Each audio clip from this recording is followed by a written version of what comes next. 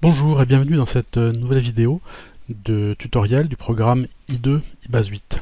Dans cette vidéo, on va parler plus précisément de la fonction de texte de recherche de texte intégral, pardon, et de ce qui ressemble à un bug. Alors, je vais vous montrer tout de suite. Donc, en fait, j'ai une base de données d'exemple avec des personnes. Donc cette personne-là qui est blonde, chose du 39, elle chante Bravissimo, ok. Fermé. Et puis une autre personne qui est toujours elle aussi blonde, très grande, il arrive de boire du vin, elle habite près de la gare et n'aime pas les hommes avec de la barbe, ok. Fermé. Donc là, je vais aller lancer la recherche de texte intégral, qu'on appelle aussi la recherche plein texte. Donc si je cherche blonde, il me propose bien ces deux personnes-là. Donc il met en rouge le mot qu'il a trouvé. Ok. S'il cherche chose, par exemple, pardon, chose avec deux S, ce sera mieux. Ils sont toujours, ok. Si je reviens sur blonde et que je prends cette personne-là, Tatiana, elle est très grande, il a de boire du vin, elle habite près de la gare. Si je cherche la gare, parce que ça m'intéresse de trouver toutes les personnes dans lesquelles on parle de gare. Mais là, il trouve rien. Alors ça semble bizarre, puisque pardon, blonde. Et si on cherche aussi donc la barbe, il ne trouve rien non plus. Alors, ça ressemble à un bug. En fait, c'est pas un bug. Alors, je vais vous expliquer pourquoi. La recherche de texte intégral en fait se base sur SQL Server et donc en fait elle utilise la fonction de recherche plein texte de SQL Server. Mais si on va regarder sur SQL Server, en fait SQL Server, Microsoft a prévu pour chaque langue une liste de mots exclus qui ne sont pas indexés. Et donc si on regarde, si on fait, donc là en fait on va lancer plusieurs selects. Là je suis connecté sur donc SQL Server Management Studio, sur ma base d'émissaires d'exemple, test migration 1. On va lancer en fait plusieurs commandes qui vont vous permettre de comprendre pourquoi est-ce que il y a certains mots qui ne sont pas remontés en résultat. Donc en fait, sur SQL Server, on appelle ça les stop words qui font partie de stop list. Alors, on va regarder donc quels sont les mots qui sont exclus. Donc en fait, j'ai fait une closeware sur le langage 1036 qui correspond au français, en sachant que vous avez donc différents ID de langage en anglais, en espagnol, en italien, ainsi de suite. Donc, ce qui nous intéresse, c'est le français. Et donc les mots, ce qu'on appelle les stop words, donc en fait ce sont des mots, ou des mots qui peuvent être une lettre ou plusieurs lettres, qui ne seront pas indexés. Donc il y a tous les chiffres romains, certains mots, donc AIT, alerte, ainsi de suite. Voilà, et on voit que barbe fait partie de ces mots qui sont exclus. Donc en fait c'est pour ça que dans l'exemple où on cherchait barbe, il ne trouvait pas. La raison pour laquelle il ne trouvait pas, c'est que de lui-même, Microsoft a décidé de ne pas indexer le mot barbe, comme le mot beaucoup, comme le mot bernique, ainsi de suite. Il y avait barbe, il y avait aussi la gare, qu'on va trouver. Gare. Voilà. Alors, donc il y a des mots pour lesquels on peut comprendre pourquoi est-ce qu'ils ont enlevé ces mots du style lui, là, aime, main, ainsi de suite. D'autres pour lesquels c'est moins évident. Gare, barbe, flûte, mince, ainsi de suite. Et en fait, on se rend compte que il y a plusieurs de ces mots qui correspondent en fait à des jurons, alors qui sont plus ou moins utilisés. Mais donc du style gare, flûte, il ne faut pas l'entendre au sens flûte, l'instrument de musique, mais l'entendre au sens le juron flûte. Pareil pour gare, pareil pour barbe. Il y a certains mots qui sont, donc il y a certains jurons certains mots qui sont considérés comme des jurons, qui sont assez bizarres, du style jarnicoton. En fait, j'ai regardé sur internet, et en fait, jarnicoton, c'était un juron d'un roi français, je sais plus lequel, qui avait l'habitude de jurer comme ça. Je connais pas d'autres personnes à part lui qui utilisent ce juron. Et je ne sais pas pourquoi est-ce que Microsoft a choisi de rajouter jarnicoton dans la liste des mots exclus. Pourquoi pas. Donc en fait, il y a quand même pas mal de mots qui sont assez intéressants, du style motus. Il y avait aussi ciel, qui peut être assez intéressant. Ciel qui est ici. Voilà. Donc en fait, tous ces mots qui sont là font partie d'une stop list qui est une stop list système. D'accord. Et manque de peau, on ne peut pas modifier cette stop list système. Mais vous inquiétez pas, en fait, il y a une solution de contournement, on va dire. La solution, c'est la suivante. En fait, on va créer une stop list personnalisée qui va contenir, enfin, dans laquelle on va mettre au début tous les mots qui sont dans la stop list système. D'accord. Donc en fait, là, on va créer une stop list qui va s'appeler mystoplist1, dans laquelle on va mettre tous les mots. Parce que même s'il y a des mots qui sont pas forcément plutôt, même s'il y a des mots qu'on souhaiterait pouvoir indexer, il y a d'autres mots, enfin la plupart quand même, sont quand même intéressants à exclure. Donc là, en fait, on a créé une stop list personnalisée. On va vérifier qu'elle a bien été très bien, my stop list ID 5, parfait. Alors, vous inquiétez pas, en fait, tous les selects qui sont là, je vais les mettre dans le commentaire. Donc, vous inquiétez pas. Donc elle a bien été prise en compte aussi. Ok. On va juste vérifier aussi qu'elle est bien remplie. Donc voilà, on fait un select, non pas depuis le stop list system, mais depuis le full text stop word avec le stop list ID égale 5. Voilà, donc on retrouve bien les mêmes mots. Ok. Avec barbe qui doit être là. Ok. Et alors, donc, je vous avais dit qu'on ne peut pas supprimer des mots, on ne peut pas modifier la stop list système. Par contre, la stop list personnalisée, elle, on va pouvoir supprimer des mots, heureusement. Donc, alors on va juste faire un premier exemple. Là, on va supprimer le mot mince de la stop list. Voilà. Alors, donc, la syntaxe est assez bizarre, enfin, c'est au lieu de faire un delete from machin, il faut faire un alter full text, enfin bon, il faut faire ça. Donc j'ai préparé quand même quelques suppressions F5, ok. Voilà, donc une fois qu'on a fait ça, on a préparé donc une liste de mots exclus personnalisés, mais ce qu'on va devoir faire maintenant, c'est dire à SQL Server que pour ma base de données test migration et pour les tables pour lesquelles on a défini un index de recherche de texte intégral, on va indiquer qu'on ne veut pas utiliser la stop list système, mais on va utiliser la stop list personnalisée. Alors pour ça, donc il y a un deuxième script qui est celui-là. Alors pareil, vous inquiétez pas, je vais mettre ça en commentaire. Donc en fait ce que ça fait, c'est ça va regarder déjà ça va regarder donc toutes les tables qui correspondent à des entités et des liens dans ma base de données ibase. Ensuite ça va regarder si pour chaque table, est-ce que ça utilise ou pas un index full text. Sinon, à ce moment-là, ça passe à la table suivante, parce qu'à ce moment-là, donc on n'a rien à faire. Et si oui, ce que ça va faire, c'est, ça va, bon, là je vais mettre dans des commentaires. Si oui, ça va commencer par enlever la stop list, d'accord, donc qui est actuellement la stop list système, et la commande suivante va remettre une stop list, sauf que là, cette stop list va être ma stop list personnalisée, qui est donc dans une variable, qui est la variable, c'est ici, mystoplist1.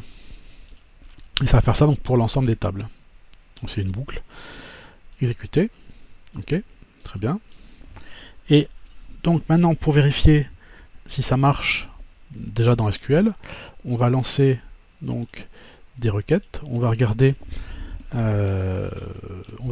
est-ce que donc on va faire une recherche en fait sur la table nominale qui correspond à la table des personnes, des victimes en fait dans la base de données. Et on va regarder, on va en fait donc la syntaxe contains va appeler l'index de recherche plein texte qui a été fait pour la table nominale. Et donc on va chercher, est-ce que j'ai quelque chose avec gare?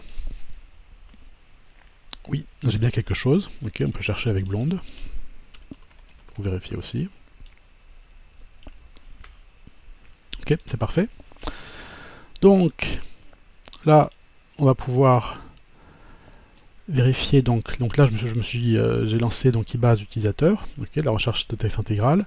Si je cherche donc toujours blonde, il me trouve bien les deux personnes. Ok, donc avec toujours la gare et la barbe. Et maintenant, si je cherche barbe, il me trouve bien la barbe. Ok, si je cherche gare, il me trouve bien la gare. Voilà. Et donc, et c'est évidemment. Alors, ce qui est intéressant, c'est que donc la recherche de texte intégral, l'index est mis à jour, de façon immédiate. Donc là, si je vais enregistrement victime, si je vais prendre une personne, Jérôme Joanne, et que je vais dire il habite près de la gare du Nord. Ok. Enregistrer. Fermer. Si je lance la recherche, voilà. Donc automatiquement, sans que j'ai besoin de rien faire, il m'a trouvé le nouveau résultat qui habite donc d'un enregistrement dans lequel il y a le mot gare. En sachant que là je l'ai mis dans description, mais on pourrait le mettre n'importe où ailleurs. Enfin, justement, l'intérêt c'est qu'il va chercher partout. Là, si on cherche, si on met ça, Coulon, édition, on va le mettre, je sais pas, dans last name, où est-ce qu'on peut le mettre? On va le mettre dans place of birth, voilà. Place, hôtel de, non, hôpital de la gare. Paris. Non, c'est limité. Ok, c'est limité à un certain nombre de caractères et j'ai dépassé. Enregistrer. Fermer. Donc là c'est Coulon. Fermer. Si je relance, voilà, Coulon. Et donc on a bien place of birth. Voilà. Donc la recherche de texte intégral fonctionne et donc on a bien récupéré donc les mots qui avant été exclus. Donc je répète, c'est pas un bug d'ibase, puisque en fait ibase va se reposer sur SQL Server, et c'est SQL Server, enfin, c'est Microsoft qui a décidé d'exclure certains mots. Certains, ok, je suis d'accord, d'autres c'est plus discutable. Voilà. Alors, il y a une chose importante aussi, c'est que donc là ça marche très bien, pas de souci. Si maintenant je ferme ça, alors oui, SQL, non, ça on va l'annuler. Oui, oui, celui-là, non. Pardon, on va fermer. Parce qu'en fait, ce que je vais faire, c'est que je veux lancer ibase designer, fermer la base de données. Et évidemment, pour lancer le designer, je suis obligé de fermer ma base de données ibase utilisateur, mais aussi je suis obligé de la fermer dans SQL Server, parce que sinon, ibase va me dire que la base est ouverte par notre programme. Oui. Ok. Donc là, je rouvre la base de données. Fonction indexée. Voilà. Alors, là, ce qui est très important, c'est que si on clique là-dessus, reconstruction, il n'y a pas de problème, ça va marcher. Ensuite, je vais mettre un cours d'exécution. Ok. Ouf. Là, si je relance SQL Server, ok, se connecter. Base de données. Test migration 1. Nouvelle requête. Donc là, si je relance la requête sur la gare exécutée, ça marche toujours très bien. Okay, donc, si ça marche dans SQL, ça marchera aussi sur eBase. Enfin, c'est juste, pour l'instant, je ne veux pas ouvrir eBase utilisateur, donc pour garder eBase designer ouvert. Okay. Donc ça marche ici très bien. Une fois, donc après avoir cliqué sur reconstruction, pardon. Par contre, là où ça va être un petit peu plus délicat, c'est si je décoche ça. Okay, donc en gros, si je supprime l'index, appliquer. Oui. Ok. Donc évidemment, comme il n'y a plus d'index, là, évidemment, enfin, si je cherche même sur Blonde, évidemment, ça marche pas. Même il m'a un message d'erreur parce qu'il n'y a pas d'index de texte intégral sur la table nominale. Ça, c'est normal. Donc là, je vais reconstruire l'index. Donc appliquer. Ok. On fait. Donc on peut même. Donc là, si on fait ça. Donc là, il retrouve bien les deux personnes. Deux femmes blondes. Par contre, s'il cherche gare, elle ne trouve plus rien. D'accord. Alors il ne trouve plus rien parce que, et même si je clique sur reconstruction, ok, ok, il trouve toujours rien. Avec blonde, par contre, il trouve. Pardon. Blonde, 5, donc il trouve toujours. Et pareil pour Barbe. Barbe, il va pas trouver. Alors, la raison, c'est que le fait d'avoir décoché, d'avoir supprimé l'index et de l'avoir reconstruit, en fait, ça a fait perdre à SQL Server le fait qu'on souhaitait utiliser la stop list personnalisée, donc dans lequel on avait enlevé donc tous les termes, tous les mots que l'on souhaite pouvoir indexer. Ce qui fait que donc on a perdu barbe, mince, gare, ainsi de suite. Alors pour ça, il n'y a pas de souci. Donc on va faire OK. Donc là, l'index, il a été relancé, sauf qu'il a été relancé sur l'ancien, sur la stop list système. Pour relancer, pour faire que SQL, excusez-moi, utilise le stop list, la stop list personnalisée, il suffit d'aller relancer le script qui s'appelle stop list ibase. Ok. Donc en fait qui va désactiver la stop list et qui va la réactiver avec la stop list personnalisée. Donc en fait il suffit de faire exécuter. Ok, commande réussie. Et là maintenant, si on cherche ça, Barbe, voilà, on retrouve, et donc la gare. Voilà, donc là en fait, le fait d'avoir lancé simplement cette procédure, cette requête, plutôt, ou ce script, ça a fait qu'on a en fait récupéré les bons index de texte avec la stop list personnalisée qu'on avait définie. Donc il faut bien prendre en compte que c'est vraiment important, et c'est pratiquement simple à remettre d'aplomb dans le cas où l'utilisateur a cliqué, l'utilisateur ou l'administrateur a cliqué là-dessus. Ok. Donc, ce qui veut dire qu'il vaut mieux éviter de cliquer là-dessus, de désactiver l'ensemble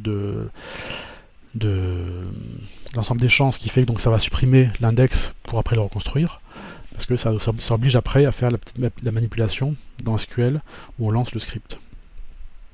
Et si on cherche, donc c'est plus simple vraiment de ne pas décocher. On peut évidemment rajouter des informations ou rajouter des types d'entités ou types de liens à indexer, mais ça va être indexé sur la nouvelle stop list personnalisée. Voilà, donc c'était une vidéo assez technique. Donc je répète, je laisserai le script. Je laisserai le script sous forme de fichier .sql à côté de la vidéo, près de la vidéo, pour que vous puissiez récupérer donc ça, et puis aussi pas celui-là, pardon, celui là. dans celui-là en fait, qui explique donc comment configurer tout ça, comment vérifier donc les mots ils sont exclus de l'index, comment créer une stop list personnalisée, comment vérifier qu'elle a bien été créée, comment vérifier les mots-clés qui sont dedans, comment donc ça, oui, comment changer, enfin, comment supprimer ou comment enlever des mots-clés de cette liste personnalisée. D'accord. Et après, ce que j'ai fait aussi, c'est une partie réinitialisation si on souhaite tout réinitialiser, c'est-à-dire enfin, si on est perdu, qu'on sait plus, on sait plus trop où est-ce qu'on est. En fait, le fait de faire ça, donc ça remet au propre en quelque sorte l'environnement, ce qui fait que en fait le principal c'est ça, c'est supprimer la stop list personnalisée. Et pour faire ça, il faut d'abord être sûr que cette stop list n'est plus utilisée partout. Voilà. Il y a aussi un document Word qui est celui-là. Celui-là qui explique tout, comment on fait avec des... En gros, enfin ça explique ce que j'ai dit dans la vidéo avec la liste des mots clés qui pour moi sont assez importants. Donc attention, barbe, basta, bougre, flûte, foin, fort, garce, halt, blablabla, patatras, pendant, personne, peu cher, sapristi, touchant, tutu versus via, enfin bon voilà, paix, il y a des choses importantes, il y a des mots importants, en sachant évidemment que c'est une proposition, enfin le plus simple c'est regarder la liste des mots complets et voir ceux pour lesquels vous pensez que éventuellement ces mots là pourraient faire partie de vos textes. Peut-être que Jarny Coton fera partie de cette liste. Voilà. Écoutez, merci beaucoup de votre attention et puis à bientôt.